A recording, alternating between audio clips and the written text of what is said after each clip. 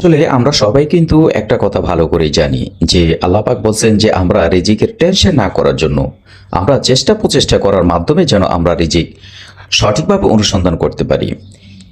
রিজিকের টেনশন নয়, ভরসা করো আল্লাহর উপর।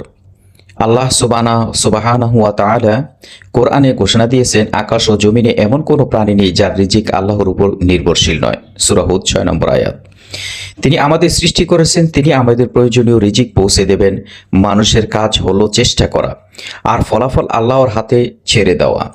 অনেক সময় আমরা ভবিষ্যতের চিন্তায় উদ্বিগ্ন হয়ে পড়ি, কি খাবো, কি করব, পরিবার কিভাবে চলবে।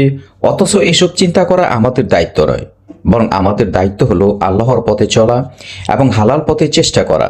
রিজিকের মালিক আল্লাহ, তিনি চাইলেই দরজা খুলে দেন যেখানে মানুষ কল্পনাও করতে পারে না, এবং হালাল পথে চেষ্টা প্রচেষ্টা করা।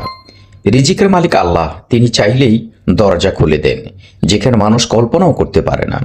তাই কখনো হতাশ হয়ে না, রাত যতই অন্ধকার হোক রিজিকের আলো ঠিকই আসবে। তুমি শুধু আল্লাহর উপর ভরসা রাখো, ইনশাআল্লাহ আল্লাহ রিজিক তোমার কদরে এনে পৌঁছে দেবেন, ইনশাআল্লাহ।